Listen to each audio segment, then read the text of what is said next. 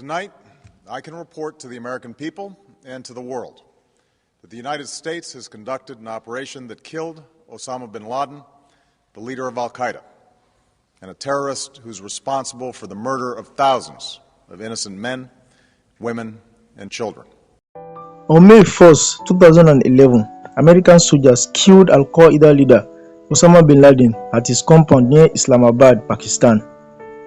Intelligence officials believe bin Laden was responsible for many deadly acts of terrorism, including the 1998 bombings of the U.S. embassies in Kenya and Tanzania, and the September 11, 2001 attacks on the Pentagon and the World Trade Center.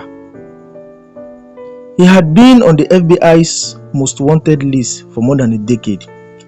Osama bin Laden was born in Riyadh, Saudi Arabia in 1957. He was the 17th of 52 children born to Mohammed bin Laden, a Yemeni immigrant who owned the largest construction company in the Saudi Kingdom. Young Osama had a privileged upbringing. His siblings were educated in the West and went to work for his father's company, an enormous conglomerate that distributed consumer goods like Volkswagen cars and beverages across the Middle East. But Osama bin Laden stayed close to home. He went to school in Jeddah, married young, and like many Saudi men, joined the Islamist Muslim Brotherhood. For bin Laden, Islam was more than just a religion.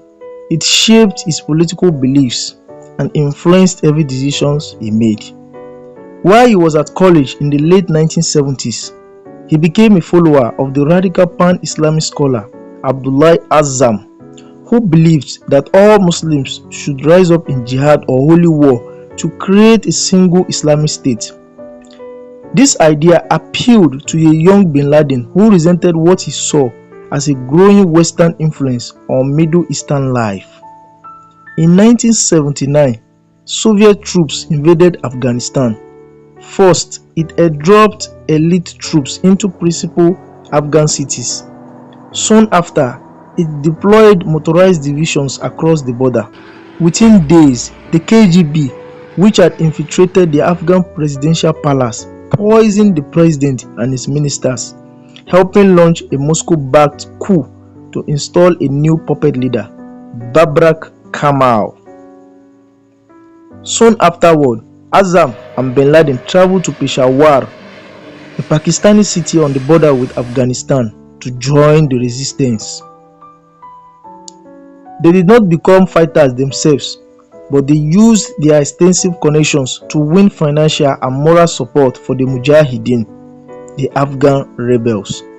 They also encouraged young men to come from all over the Middle East to be a part of the Afghan jihad.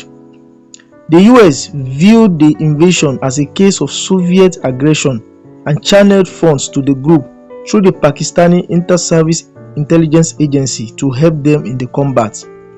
The US financial assistance was substantial and estimated to be more than $600 million. The support was later withdrawn in the 1990s and international Muslim organizations took over. The Saudi Arabian government, together with individual wealthy business people, also started funding the activities of the group. The Mujahideen employed guerrilla tactics against the Soviets. They would attack or raid quickly, then disappear into the mountains, causing great destruction without pitched battles.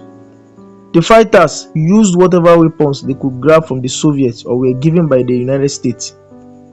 The tide of the war turned with the 1987 introduction of US shoulder-launched anti-aircraft missiles.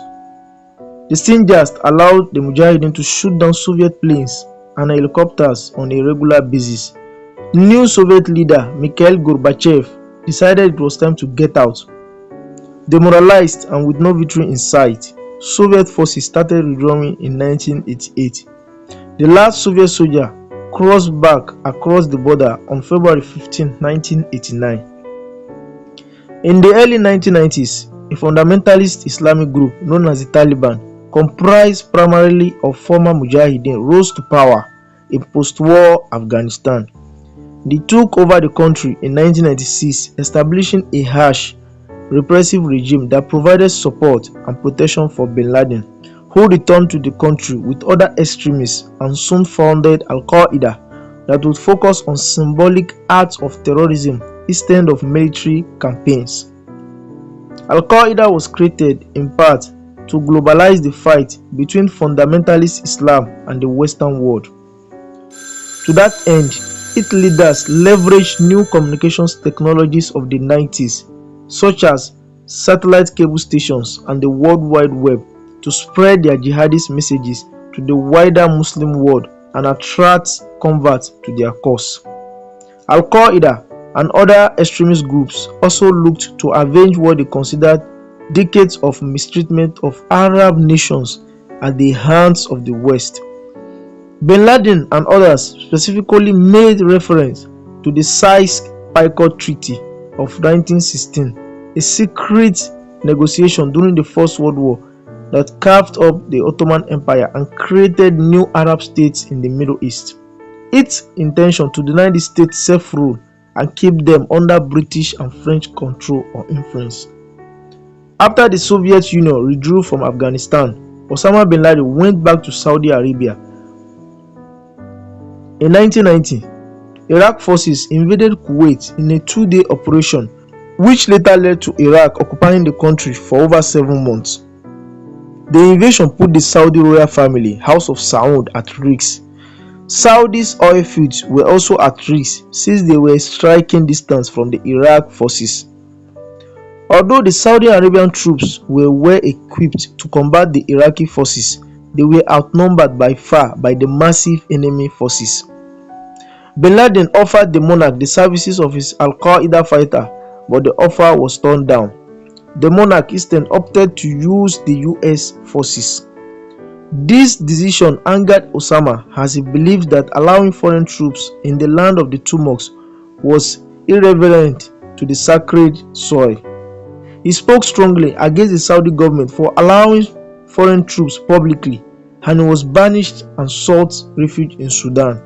After 1 year of preparation, Al-Qaeda struck for the first time. A bomb exploded in a hotel in Yemen that had housed American troops on their way to a peacekeeping mission in Somalia. No Americans died in the blast, but 2 Austrian tourists did. Emboldened, bin Laden and his associates embraced violent jihad in earnest. For example, they trained and armed the Somali rebels who killed 18 American servicemen in Mogadishu in 1993. They were also linked to the 1993 bombing of New York's World Trade Center, the attempted assassination of Egyptian President Hosni Mubarak in 1995, the bombing of a US National Guard training center, the bombing of a US National Guard training center in Riyadh that same year, and the truck bomb that destroyed the Hobart Towers, an American military resistance in Daran in 1996. In an attempt to protect himself from arrest and win even more recruits to Al-Qaeda's deadly cause, bin Laden moved from Sudan to Afghanistan in 1996. Meanwhile, the scale of Al-Qaeda's attacks continued to increase. On August 7, 1998, bombs exploded simultaneously at the US embassies in Nairobi, Kenya, where 213 people were killed and 4,500 were injured, and Dar es Salaam, Tanzania, where 11 people were killed and 85 were injured. Al-Qaeda took credit for the bombings. Then, on October 12, 2000, a small boat loaded with explosives plowed into the hull of the USS Cole, an American naval destroyer docked off the coast of Yemen. 17 sailors were killed and 38 were injured. Bin Laden took credit for that incident as well.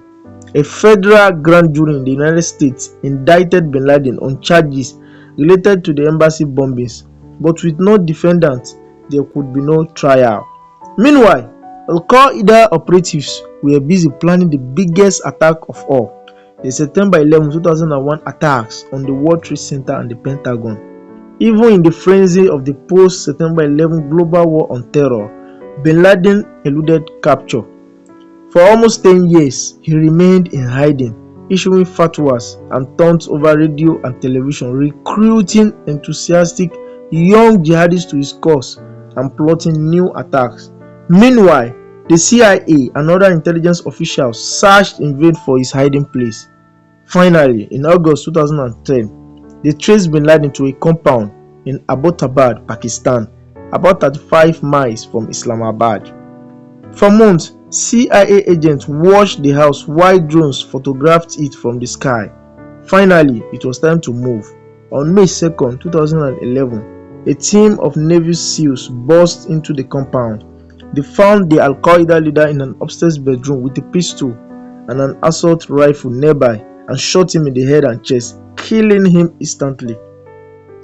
Bin Laden's second-in-command, Ayman al-Zawahiri, became leader of Al-Qaeda after bin Laden's death.